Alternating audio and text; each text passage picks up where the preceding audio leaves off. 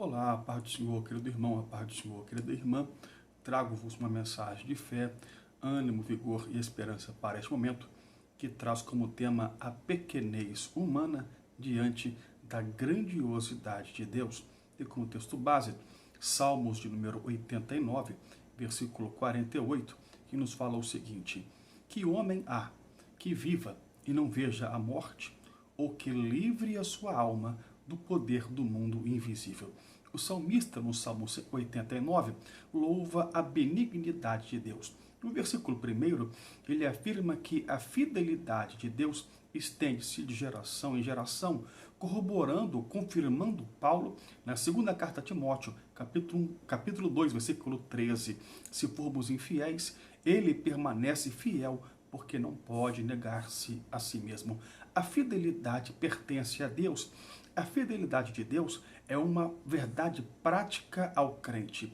É travesseiro para a cabeça cansada, estímulo ao coração que desfalece e apoio para os joelhos fracos. Em todas as exigências da vida, podemos contar asseguradamente com Deus, pois Ele nunca decepcionará aquele que nele confia. A sua fidelidade nunca falhará.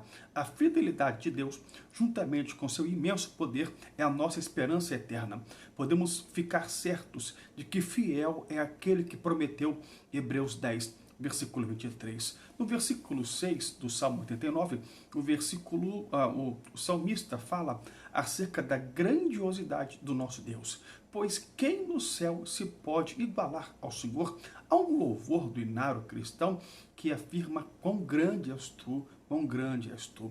O profeta Jeremias, acerca da grandiosidade do nosso Deus, exclamou no versículo 6 do capítulo 10, dizendo assim: não há absolutamente ninguém comparável a ti, ó Senhor.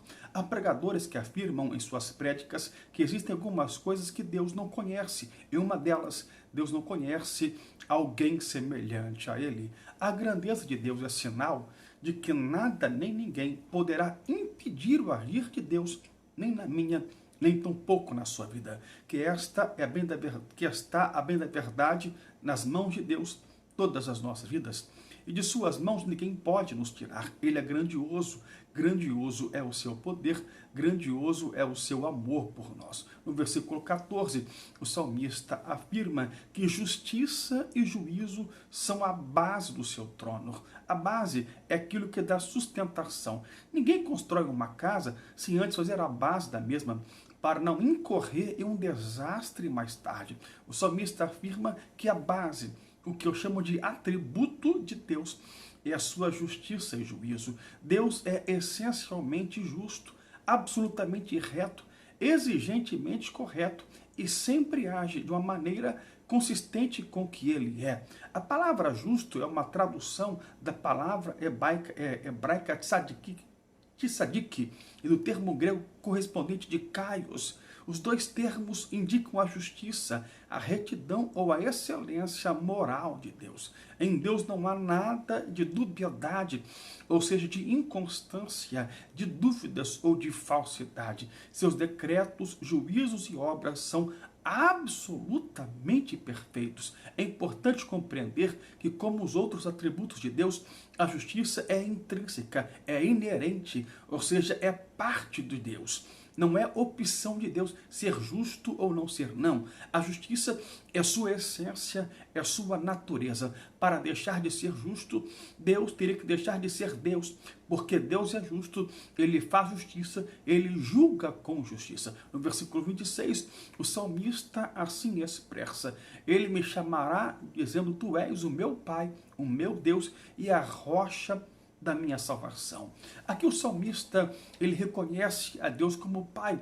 Um versículo que me vem logo à mente sobre a reconhecida paternidade de Deus foi declarada por Jesus no Sermão da Montanha. Se vós, pois, sendo maus, sabeis dar boas dádivas aos vossos filhos, quanto mais vosso Pai que está no céu dará bens aqueles que nos pedirem. Mateus 7, versículo 11. Como pai, ele nunca esquece e nunca esqueceu um filho seu. Porventura pode uma mulher esquecer-se tanto de seu filho que cria, que não se compadeça dele, do filho do seu ventre, mas ainda que esta se esquecesse dele, contudo eu nunca me esquecerei de ti. Isaías 49, versículo 15. Além de Pai, ele é Deus único, a rocha da minha salvação, afirma o salmista, que corrobora, que confirma Pedro no seu discurso ao sumo sacerdote em Atos 4, versículo 12, e em nenhum outro há salvação, porque também debaixo do céu nenhum outro nome há dado entre os homens, pelo qual devamos ser salvos. A partir do verso 47, o salmista volta a sua atenção para o homem mortal, para o homem falível. Lembra-te de quão breves são os meus dias. No Salmo 103, o salmista assim se expressa no versículo 15. Quanto ao homem, os seus dias são como a relva, como a erva, como a flor do campo, assim floresce. Versículo 16, passando por ela o vento logo se vai e o seu lugar não será mais conhecido. A Bíblia contém muitas advertências a respeito da brevidade da vida humana.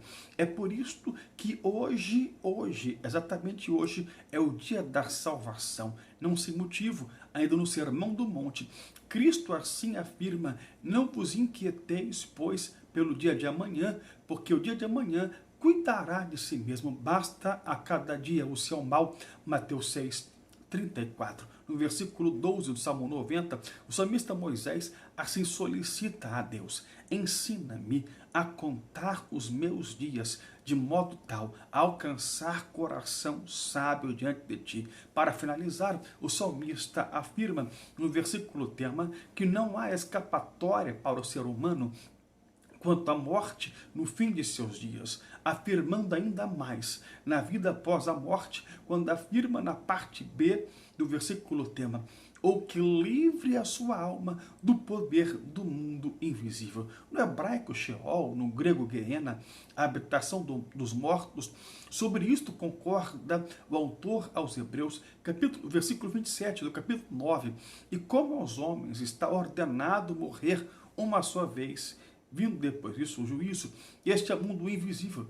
Este é o mundo invisível tratado aqui pelo salmista no versículo 48 dos Salmos 89. O resumo de tudo isto é a grandiosidade do poder de Deus, que detém o controle de todas as coisas, seja pela sua vontade direta ou pela sua vontade permissiva, que é a indireta, em contraposição à falibilidade e à pequenez humana, que por mais que faça, não consegue evitar o dia final. Se estiver em Cristo, apresentar-se-á diante do tribunal de Cristo. 2 Coríntios 5, versículo 10. Se partiu sem salvação, contudo, enfrentará, infelizmente, o juízo final. Todas as coisas estão sob o controle daquele que fez todas as coisas, que as sustenta pelo seu poder. Ele tem o controle de tudo. Aquele que fez todas as coisas tem o poder, só ele, de mudar o teu cativeiro e te dar a vitória. A morte é inevitável ao ser humano, assim como a morte é inevitável ao ser humano, não há escapatória para o ser humano, a vitória também é certa para aquele que busca, que pede e que está em Deus e que está com Deus. Nada que possa este fazer para evitar a morte, homem. Nada o homem pode fazer para a morte evitar. Mas a vida aqui eu posso decidir. Assim como Paulo: já estou com Cristo crucificado e vivo, não mais eu, mas Cristo vive em mim. E a vida que agora vivo na carne, vivo na fé, pelo Filho de Deus, o qual me amou e se entregou a si mesmo por mim. Gálatas 2, versículo 20. Tenha um dia de paz, de bênção, de prosperidade para a glória de Jesus, sabendo que todas as coisas cooperam para o bem daqueles que amam a Deus. E diante da nossa pequenez está a grandiosidade do nosso Deus. Assim como está certo, mais do que é certo, um dia terminarmos a nossa vida aqui, também é certa a tua vitória um dia para a glória de Jesus. E eu creio, declaro para a glória de Jesus, este dia está chegando para a glória de Jesus.